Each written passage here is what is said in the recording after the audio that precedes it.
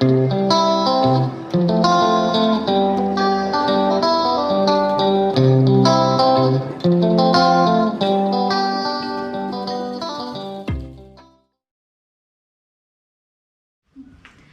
বন্ধুরা, welcome back to our channel জামাইবুর reaction and enjoy our another new video. It's me Ima. It's me Asha. তো আজকে আমরা যে ভিডিওটির উপর রিঅ্যাকশন দেব, the video title is History of India's Space Program ISRO. তো বন্ধুরা, ভিডিওটি শুরু করার আগে আপনাদের কাছে আবারও রিকোয়েস্ট, সেটি হচ্ছে আমাদের চ্যানেলটিকে প্লিজ প্লিজ প্লিজ সাবস্ক্রাইব করুন, আর যারা করেছেন তাদেরকে অসংখ্য ধন্যবাদ।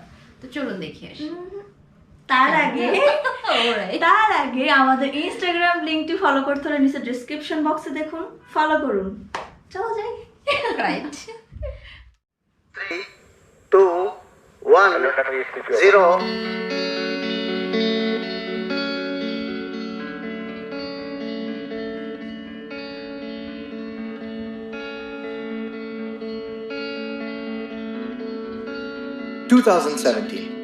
It was a remarkable year for India in space. ISRO launched a record-shattering 104 satellites into orbit and followed that up with the success of the GSLV Mark III, which will reduce our dependency on launches with foreign rockets. It's a promising time for the Indian space program as we look to make our mark on the global stage. Let's look at the journey of ISRO's humble beginnings and how it overcame multiple challenges to create one of the most advanced space programs in the world. When Sarabhai visualized the space program, he had in his mind the country's ability to build satellites on its own, launch also the same, thereby realizing an autonomous access to space, and then use the satellites for a variety of applications, whether it is communication, broadcasting, remote sensing, education, health, and so on and so forth. Then after his untimely death, Sir Dr. Satish Dhawan took over, and when he took over, he had to not only do this proof of concept kind of a thing to be carried forward like the satellite inspection and television experiment. Dr. Vikram Sarabhai was a visionary. Given the meager resources at his disposal, the focus was on developing a civilian program that applied space technology for socio-economic development of the country. His successor, Satish Dhawan, carried through on that vision.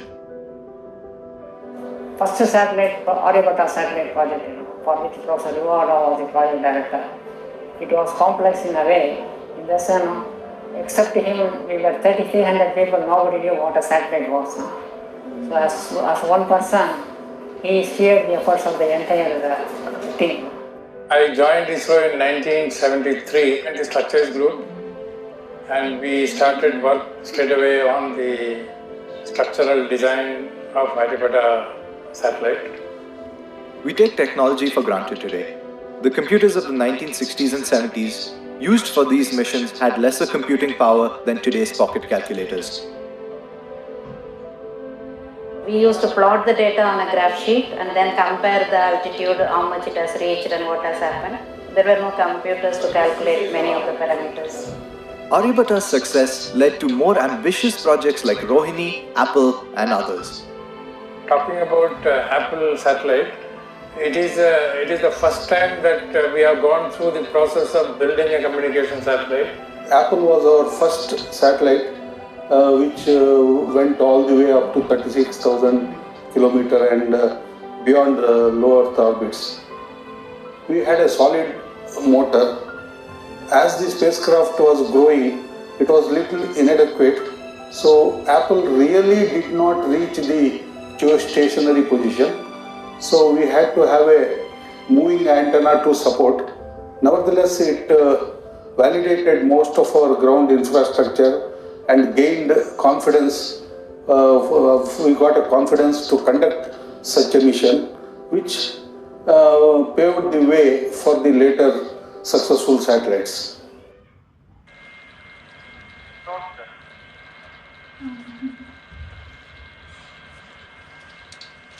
Squadron leader Rakesh Sharma,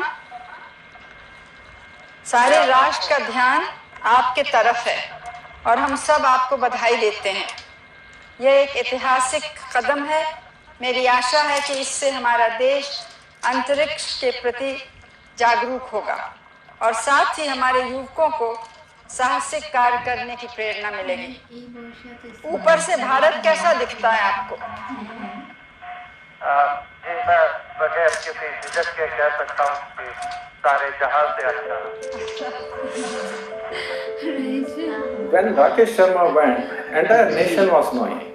In fact, that the awareness has increased from that 1960s.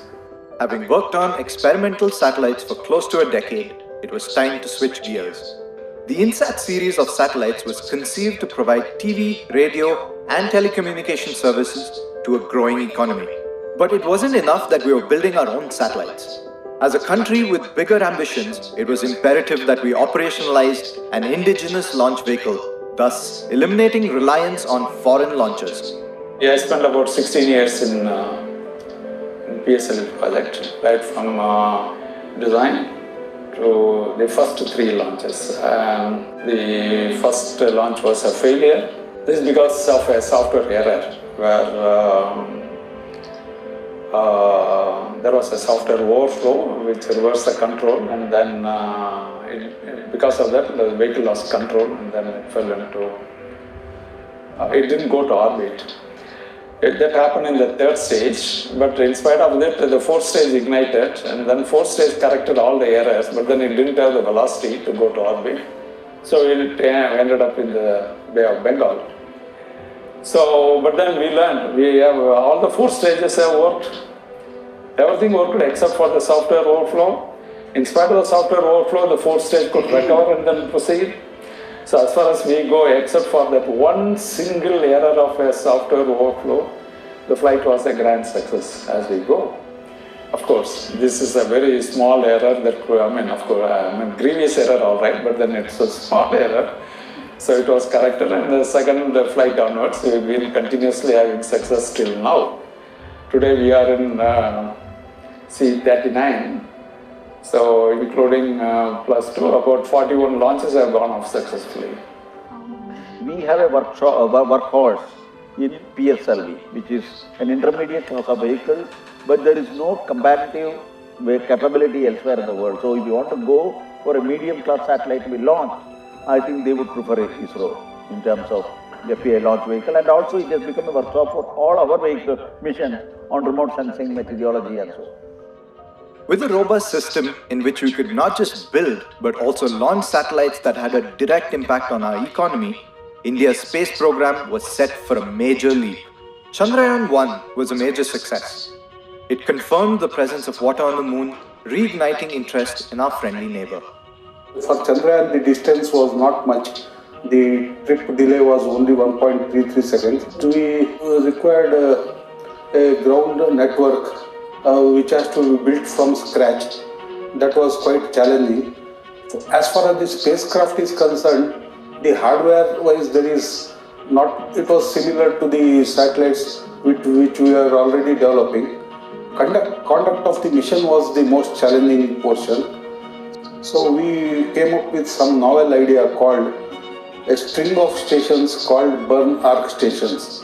So the satellite, all these maneuvers for interplanetary mission are conducted when the satellite is close to Earth, called perigee.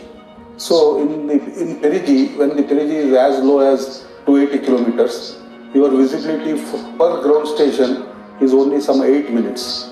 So our burn will be, or our maneuver will take much more time. So it is not enough we have one station. Then we realized we require a string of stations. Then we came up with the burn arc stations, starting from Trivandrum, next Bangalore, next Sriharikota, next Port Blair, next Singapore, Brunei, Biak. This provided a continuous coverage, seamless coverage, switching one after the other. Really it was good. India had joined an elite space club and the world took notice. This was followed by an even more bolder mission to the Red Planet. The Mars Orbiter mission, fondly referred to as Mangalyaan, was unique for many reasons. It was the first time a space agency placed an orbiter around Mars in its very first attempt. Moreover, this was accomplished at a cost of just $74 million. It is still operational today having exceeded over 1,000 days of operation, well over what it was designed for.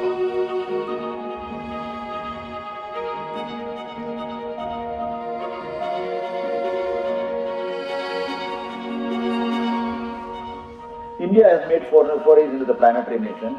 Hopefully this would be a very important launching point for being a part of global systems which will come up in the 21st century for exploration of the solar system and probably exploitation of the solar system. I still remember Kasturi Rangan once telling to keep ISRO people working, only one masala dosa is required. We have spoken about the journey so far, but there's a lot left to do. The future is exciting. There's an opportunity for India to step up and become one of the countries that shape the future of humanity, with space playing a huge role in our daily lives.